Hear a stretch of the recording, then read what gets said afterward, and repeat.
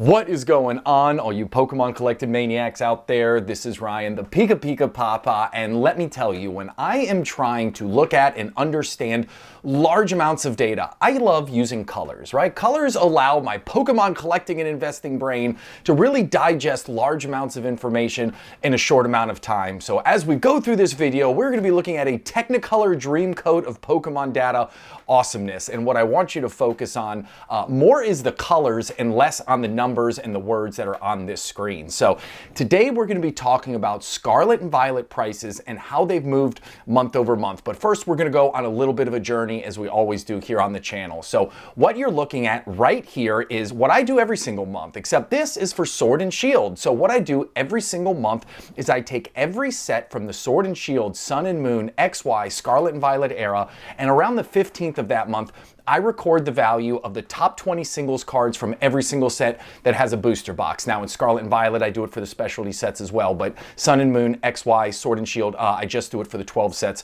that had booster boxes. And this is what the chart looks like for Sword and Shield this month. And the red is all of the cards that are under $15, and that's kind of what this video is about. So if you look, every single set, with the exception of Evolving Skies, has at least 2 or more cards that are under $15. Matter of fact, outside of Evolving Skies, you have Chilling Reign, which only has 2 cards under $15. Outside of that, there's a decent chunk of every other set's top 20 that are under $15. Now, the reason I shared that with you before talking about Scarlet and Violet is because, as you can probably guess, when we look at the Scarlet and Violet slide here in just a second, there's a lot of cards in Scarlet and Violet that are over that $15 mark across all of the sets. And I'm not saying that's a good thing or a bad thing, but I think it's really interesting to kind of get our frame of reference around Sword and Shield, which is a wildly popular era with some amazing cards in it, big name Pokemon left and right, alt arts, trainer galleries, all of that. And despite all of that excitement, you still have a ton of cards here which are under $15. So now let's take a look and see what Scarlet and Violet is looking like. So if you take a look right here, now notice how the red almost seems to disappear from the page, okay? So again, these are 12 sets from Scarlet and Violet. They include 151, they include Prismatic Evolutions, right? It includes the specialty sets, which I don't do for Sword and Shield. But the biggest thing to take away is, I mean, there is not a lot of red on this. Matter of fact, out of the 240 cards, there's 12 sets featured here, so 12 times 20, 240 cards. Only 46 of those 240 cards are under the $15 price point. And in the previous page that we just looked at for Sword and Shield, there was 137 which were under $15. Now, if you want to get even finer, if you want to talk about under $10, out of all of these 240 cards from Scarlet and Violet, only 16 of them are under $10 and only 85 of them are under $10 in Sword and Shield. So as you can see, there is a large disparity between Scarlet and Violet and how those top 20 cards from all of the sets are performing and how the top 20 cards from all the Sword and Shield sets are performing. Another thing that I thought was really interesting to call out is when you look at all of the sets here that don't have any cards that are below $15, they're not exactly the biggest name sets or the ones that you would think of. Paradox Rift, for example, does not have a single card in the top 20 that is under $15. That's a little bit of a head scratcher for me. And same thing with Temporal Forces. Like, I love some of the artwork in Temporal Forces. It reminds me very much, if I'm being transparent, of Chilling Reign. Chilling Reign has a lot of awesome art in it. No Pikachu or Charizard or Mewtwo or Umbreon, right? There's no big name Pokemon headliner there, but it's got awesome artwork. And then Temporal Forces has a lot of awesome artwork too. Not a single card in there under $15. Shrouded Fables is another one. Look at Shrouded Fables. It only has 1 card under $15. Even Surging Sparks has 2 cards that are under $15. So it is really fascinating if you give yourself the frame of reference of where Sword and Shield is at the current moment versus where Scarlet and Violet is right now. Again, supply and demand is totally out of whack for Scarlet and Violet compared to where it should be. And I believe, I'm a voice of one when it comes to this, but I truly believe that the Pokemon Company is going to come forward, and I do think that they are going to do something about this equilibrium. I think that they're going to print and print and print, and I think it's going to take a while for it to actually hit the market and happen, but I do believe that we're going to see some relief from this over demand and undersupply that we've been seeing, which I think is going to bring what I hope to be is a healthy kind of rebalance in the market. I think some of these prices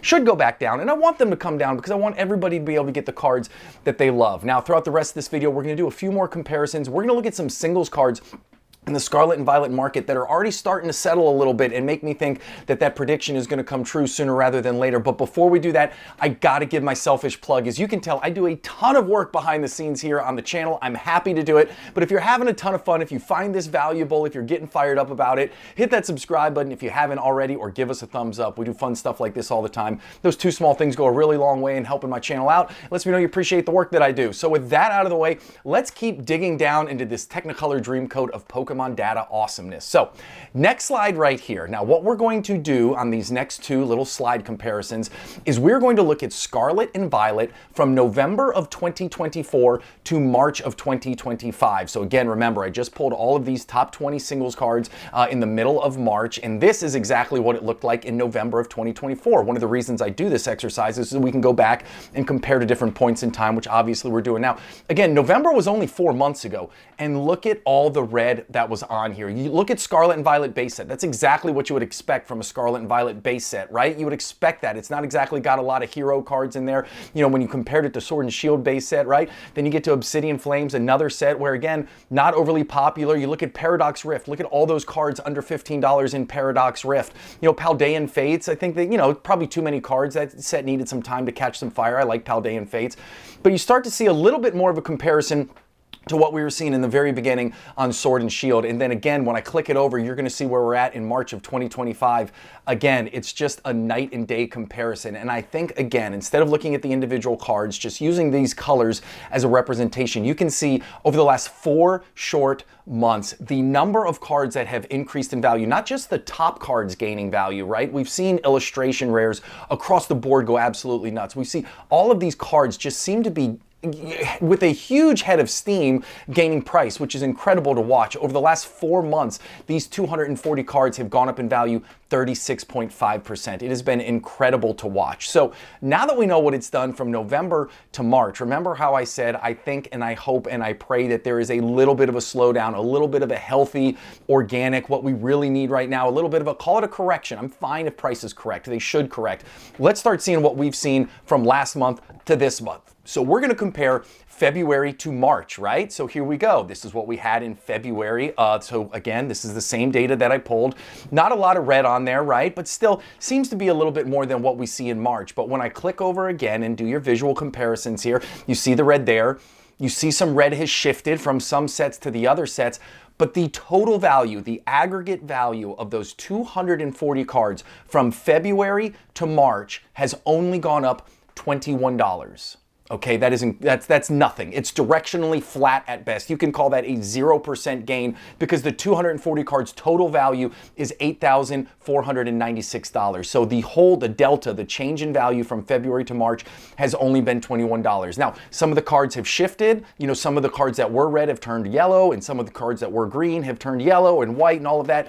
But at the end of the day, the aggregate has only changed $21. So I thought, where's this change coming from? Where are we seeing some of the softness in the market? Because we have seen patterns like this in the past when markets start to, again, go through a little bit of a correction phase, a rebalancing. So I thought, let's look at some of the biggest cards from the Scarlet and Violet era, because we have seen in the past that chase cards can be a leading indicator for the overall market. When your chase cards start to come down, because these are the cards that people believe in, that they think have the most future opportunity for growth, that people are really investing in, sending off to get graded, yada, yada, yada. But when you start to see softness in them, it kind of gives you the inclination that the overall market or the overall space that these cards come from are going to get a little bit soft too. So look at the Bubble Mew up there. Again, over the last month, it's down 12%. Now, it was coming in at $400. So a drop of 12% brings it down to $351, which is still a ton of money, but that's a big drop for a card that has been on fire for the last, say, 6 months.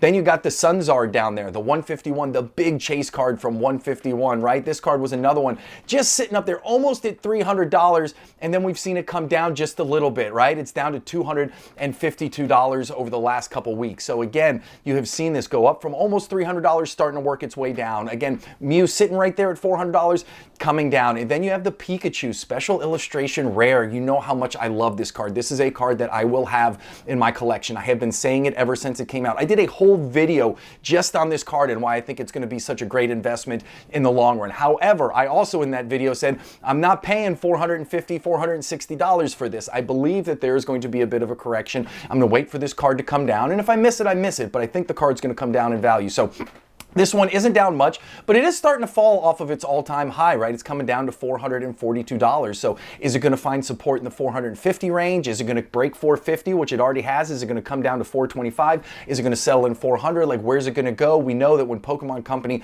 announced some of the reprints that they were going to do, Surging Sparks was one of the names of the sets that was listed. So we'll just have to wait and see. But when I start to see this, it starts to make me think, okay, when I see weakness at the top, it gives me an idea that, okay, some of the other cards, the illustration rares, some of the ones that have kind of spiked up due to, I don't know, I'll just this overall demand has spiked them. It makes me think that we might see the broader market do the same thing. So another couple cards, right? Another couple really, really big cards here. You see the Greninja, right? Obviously the Greninja was a card which certainly caught me by surprise, spiking all the way up to a high of $415. Now, it has come down off that $415 high, still flat where it was last month. It's only up 0.91%, but we'll have to see. Does it hold that number now? Does it hold that $380 range? Does it start coming back down?